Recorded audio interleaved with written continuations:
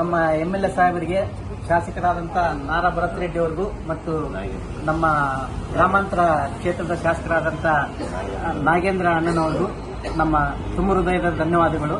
ನಾವು ಟ್ರಿಪ್ ಅಂತೇಳಿ ಬಂದಿದ್ದೀವಿ, ದುಬೈಗೆ ಬಂದಿದ್ದೀವಿ. ಇವತ್ತಿನ ದಿವಸ ನಮ್ಮದು ಸಾಯಂಕಾಲ ಸಂಜೆ ಫ್ಲೈಟ್ ಇತ್ತು 9 ಗಂಟೆಗೆ. ಅದು ನಾವು ಮಧ್ಯಾಹ್ನ 3 ಗಂಟೆಗೆ ಸಿಟಿನ ಶಾರದಾ ಸಿಟಿಯಿಂದ ಹೊರಟಿದಾಗ ದಾರಿ ಮಧ್ಯದಲ್ಲಿ ಫ್ಲೈಟ್ಗಳೆಲ್ಲ ಬಂದ್ ಆಗಿದ್ದಾವೆ, ಎಲ್ಲ ಏರ್ಪೋರ್ಟ್ ಎಲ್ಲ ಬಂದ್ ಆಗಿದೆ ಅಂತ ಹೇಳಿದ್ರು. ನಿಮಗೆ ಏನು ಸಿಗ್ತಾ ಇಲ್ಲ ಅಂತ ಹೇಳಿದ್ರು. ನಾವು ಅಲ್ಲಿ ಹೋಗಿ ಕೇಳಿದ್ರೆ ನಮ್ಮನ್ನ ಏರ್ಪೋರ್ಟ್ ಒಳಗಡೆ ಕೂಡ ಯಾರು ಕರ್ಕೊಳ್ಳಿಲ್ಲ. ಅವ್ರನ್ನ ಕೇಳಿದ್ರೆ ನೀವು ಇಷ್ಟು ಮುಂಚೆ ಒಳಗಡೆ ಬಂದಿದ್ರೆ ಮಾತ್ರ ಕರ್ಕೊಂತಿದ್ವಿ, ನೀವು ಇವಾಗ ಬಂದಿರೋದ್ರಿಂದ ನಮ್ಗೇನು ಸಂಬಂಧ ಇಲ್ಲ, ನೀವು ಏನ್ ಮಾಡ್ಕೊಂತೀರೋ ನಿಮ್ಮ ಇಷ್ಟ ಅಂತ ಹೇಳ್ತಿದ್ದಾರೆ. ನಾವು ಹೊರಗಡೆ ಬಂದು ಕೇಳಿದ್ರೆ ಎಲ್ಲವೂ ಒಂದು ದಿವಸಕ್ಕೆ 15ರಿಂದ 20 ಸಾವಿರ ದುಡ್ಡು ಕೇಳ್ತಾ ಇದ್ದಾರೆ ಲಾಡ್ಜ್ಗೆ. ಆದ್ರೂ ದುಡ್ಡು ಕೂಡ ನಾವೆಲ್ಲ ಟ್ರಿಪ್ ಮಾಡಿರೋದ್ರಿಂದ ಇವತ್ತು ಕೊನೆ ದಿವಸ ಆಗಿರೋದ್ರಿಂದ ನಮ್ಮ ಹತ್ರ ಯಾರ ಹತ್ರನೂ ಕೂಡ ದುಡ್ಡು ಕೂಡ ಇಲ್ಲ.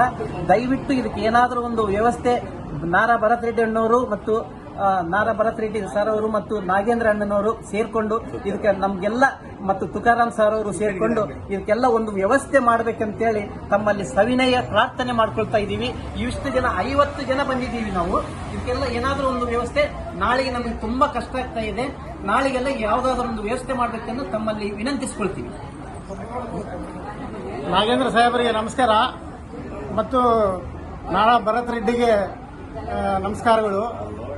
ಈಗ ನಮ್ಮ ಅವ್ಯವಸ್ಥೆ ಬಗ್ಗೆ ಈಗಾಗಲೇ ನಮ್ಮ ಬ್ರದರ್ ಕೋಟ್ರೆಡ್ಡಿ ಎಲ್ಲ ಎಕ್ಸ್ಪ್ಲೈನ್ ಮಾಡಿದ್ದಾರೆ.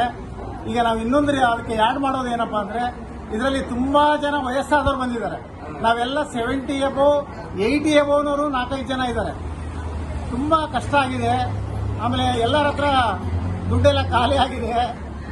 ಹಾಗಾಗಿ ನಮಗೆ ರೂಮ್ಗಳು ಸಿಗ್ತಾ ಇಲ್ಲ. ಈಗ ಏನೋ ವ್ಯವಸ್ಥೆ ಮಾಡಿ ಈಗ ನಾವು ಪ್ಲಾಟ್ಫಾರ್ಮ್ನಲ್ಲೆಲ್ಲ ನಿಂತ್ಬಿಟ್ಟಿದ್ದೀವಿ.